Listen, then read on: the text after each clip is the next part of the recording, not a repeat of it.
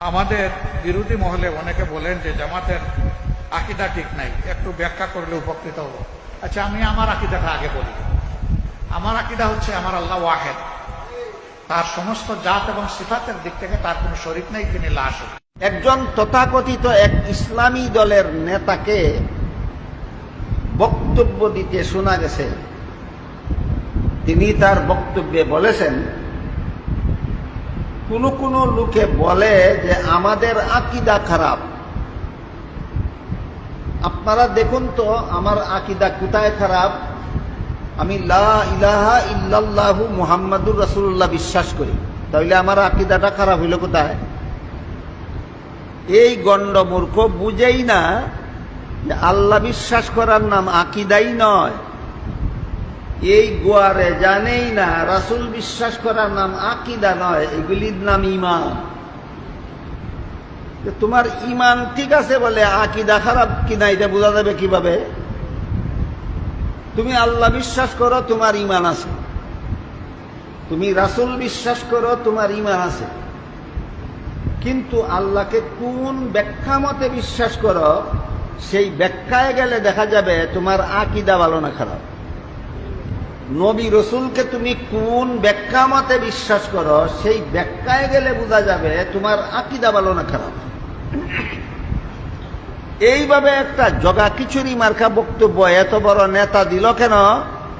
কারণ সে ইসলামী জ্ঞানে সম্পূর্ণ মূর্খ।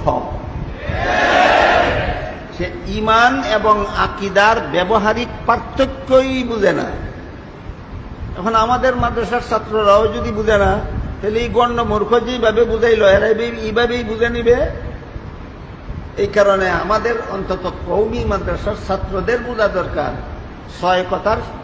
ছয় কথা বোঝাবার জন্য ঈমান শব্দ ব্যবহার করা হয়, আর ছয় কথার ব্যাখ্যা বোঝাবার জন্য আকীদা শব্দ ব্যবহার করা হয়।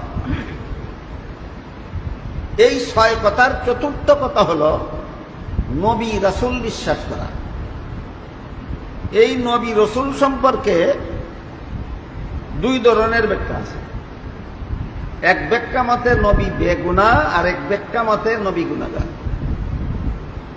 যে ব্যাখ্যা মতে নবী বেগুনাহ, এরকম ব্যাখ্যা কোরআনের দ্বারাও প্রমাণিত। যেমন কোরআনের এক আয়াতে আল্লাহ বলেন, লা ইয়ানালু আহদিজ জালিমিন। এর অর্থ হলো গুনাহগারদেরকে আমি নবুয়তের পদ দান করি না, গুনাহগারদেরকে নবী বানাই না। এই আয়াতটা এই ব্যাপারে সুস্পষ্ট। সমস্ত নবীগণের বেলায় সার্বজনীন মূলনীতি বর্ণনা করে আল্লাহ বলেন, লা ইয়ানালু আহদিজ জালিমিন, গুনাহগারদেরকে নবী বানাই না। কিন্তু এদিক দিয়া যেভাবে আয়াতটা সুস্পষ্ট নবীগণ বেগুনাহ হওয়ার ব্যাপারে, অন্যদিকে কোরআনের বিভিন্ন আয়াতে বিভিন্ন নবীর নামের সাথে আল্লাহ গুনাহ অর্থবোধক শব্দ ব্যবহার করেছে। যেমন মুহাম্মাদুর রাসূলুল্লাহ সাল্লাল্লাহু আলাইহি ওয়াসাল্লাম কে আল্লাহ বলেন, লিয়াগফিরা লাকাল্লাহু মা তাকাদ্দামা মিন যামবিকা। এখানে যামবিকা শব্দের অর্থই হইল আপনার গুনাহ। ওই দিকটা বলেন গুনাহগারদেরকে নবী বানাই না, এদিক দিয়ে আমাদের নবীকে বলেন আপনার গুনাহ।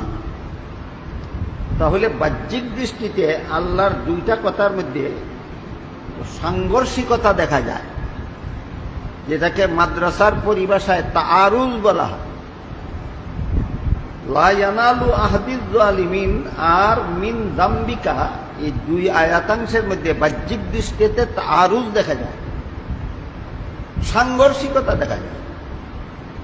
কোরআনের দুই কথায় সাংঘর্ষিকতা হতে পারে কিনা এই ব্যাপারে আল্লাহ আরেক আয়াতে বলেন, লাউ কানা মিন ইনদি গায়রিল্লাহি লাওয়াজাদু ফীহি ইখতিলাফান কাসীরা।